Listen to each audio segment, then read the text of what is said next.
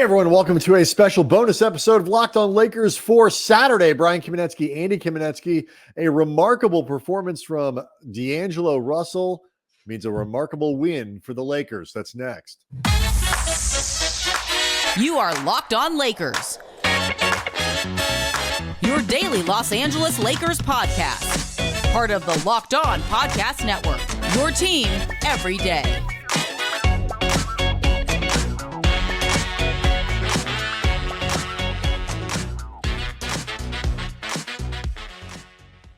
Thanks to everybody for making Locked On Lakers first listen of every day, Monday through Friday, and sometimes on weekends. No matter how or where you get your podcasts, it's always free.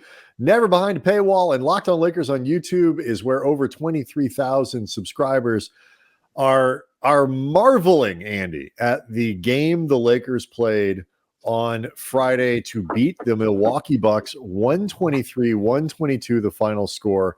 No LeBron James in this one. He sat out. No real surprise there with the ankle that flared up on him against Sacramento on Wednesday. And then, Andy, they played basically with a one-armed Anthony Davis for most of the second half.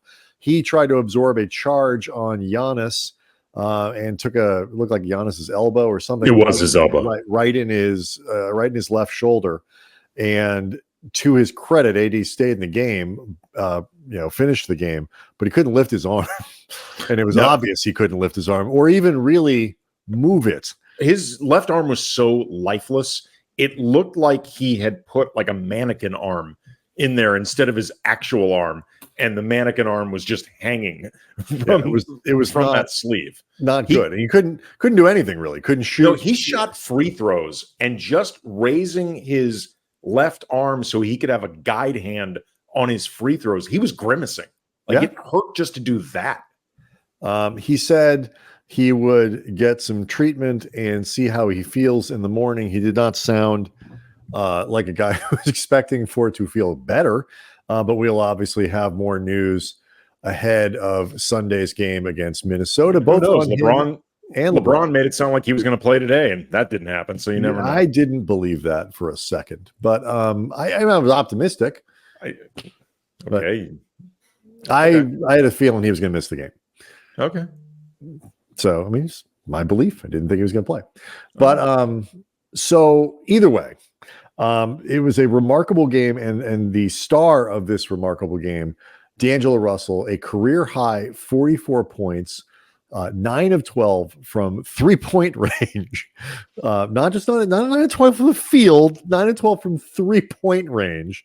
That is a robust 75% for those of you who don't want to do the math.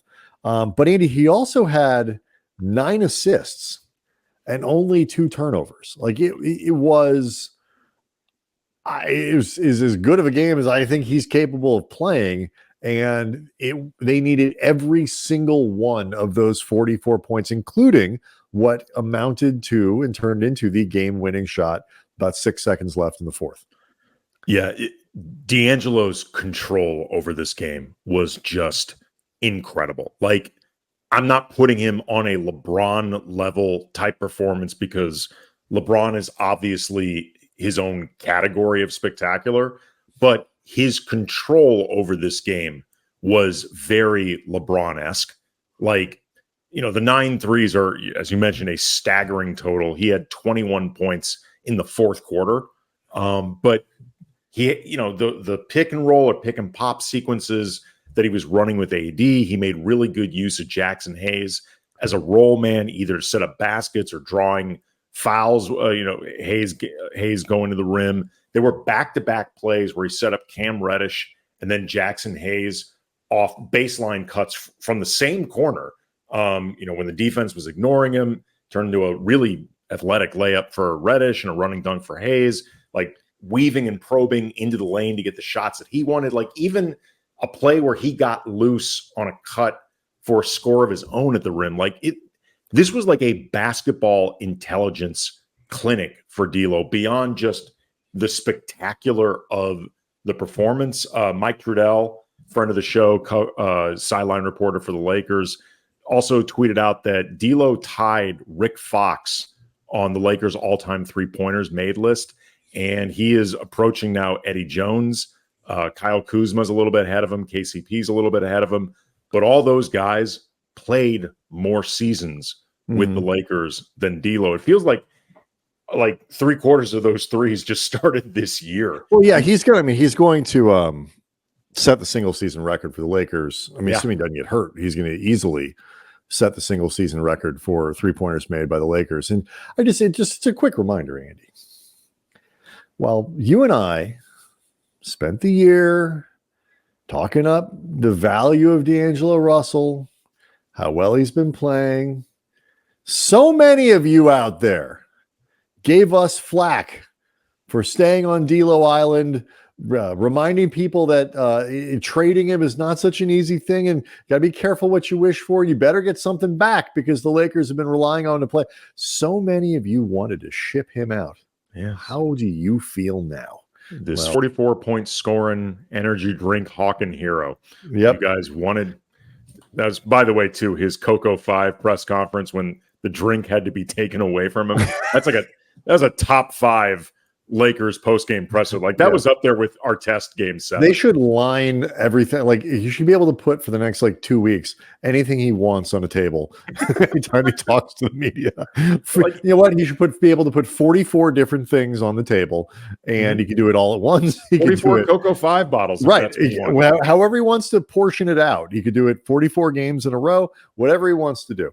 But this is, we also need to talk about Spencer Dinwiddie, who started for LeBron, only had 5 points, but man alive, did he have an impact on the game. He blocks Damian Lillard, basically Milwaukee's last shot to try to win the game, and did it with, and if you heard the breakdown, he was talking to Mike after the game, all based on scouting report, pushed him right instead of allowing Lillard to go left, anticipated the step back, and with the angle, Dinwiddie all ball. I mean, there was, not even a hint of a foul on this play. And a huge defensive play to seal this game for the Lakers. I don't know if this qualifies as more remarkable than the Boston game, only because that one didn't have LeBron or AD, and it was, in Boston. So on the other hand, no LeBron, no AD, the Celtics probably no Vanderbilt. Vanderbilt was available for Boston. You wonder how seriously they thought they needed to take that game. Whereas this one, I think Milwaukee was trying, playing to win here. Absolutely. Milwaukee was coming off an ass kicking. They wanted this game. But let's just say, Andy, for the sake of bleeps and giggles, it's the second most remarkable game of the season. It came at an equally critical time as the Boston game did. And the ramifications of it are equally significant because the Lakers move back into the 9 seed with the win, and they keep themselves in touch with Dallas, who they have to pass cleanly because Dallas has a tiebreaker for an 8. And there's a big difference between the 9 and the 8. And then from there, maybe you start talking about the 7, but this keeps those types of hopes and dreams alive. It was a massive win. Yeah. AD talked after the game tonight about how after the Sacramento loss, there was this collective acknowledgement that they let that game get away from them. And that tonight there was just this focus on playing as hard as they could, leaving everything on the floor, that they have a string of tough opponents coming up, as you and I have mentioned many times. And they need to stay mentally focused and locked in at all times on the court, and that they need to treat every single game moving forward really like a must-win situation. Mm-hmm. But also I thought it was interesting too that AD mentioned the idea of they were having a lot of fun out there. And you got to be serious and focused about this, treat it with urgency. But I think they also need to make sure that you don't let, even for a veteran team like this, that you don't let the magnitude of what you're trying to do or the magnitude of potentially that loss to Sacramento envelop them and start allowing bad feelings to happen. There were one of D'Lo's rare misses in this game was a 3-pointer that he airballed, and AD joked that he said to D'Lo on the court, that was a bad shot, man. That was the fourth quarter, late, 2 minutes left. He there were, a couple moments. But they were having. I mean, they were yeah. having fun during this. They were game. mocking Pat Beverly on the Milwaukee bench after a foul call on Lillard that Beverly was trying to get him to Doc to review, and so all the Lakers were making fun of, like, throwing that stuff right back at Pat Beverly. It was just watching this game. It felt to me like the gods of basketball were like, you know what? We're going to leave this game open for you to win, because the Lakers were up, throughout this in the second quarter, throughout into the third, and then Milwaukee finally took the lead back in the fourth.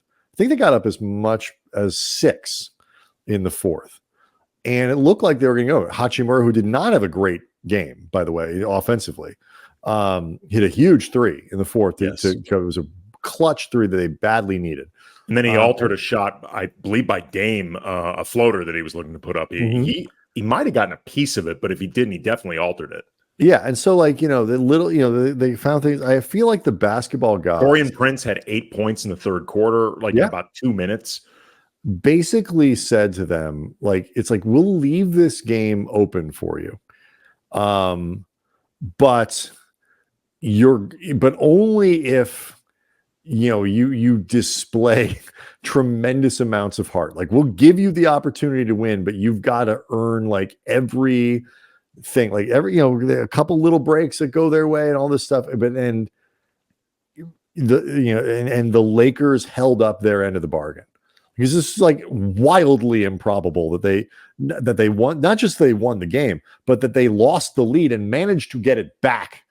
It was just remarkable. It was so much fun to watch. It was an incredibly fun game. Giannis had a 34-point, 14 rebound, 12 assist triple-double. Pat Connaughton had 17 points off the bench.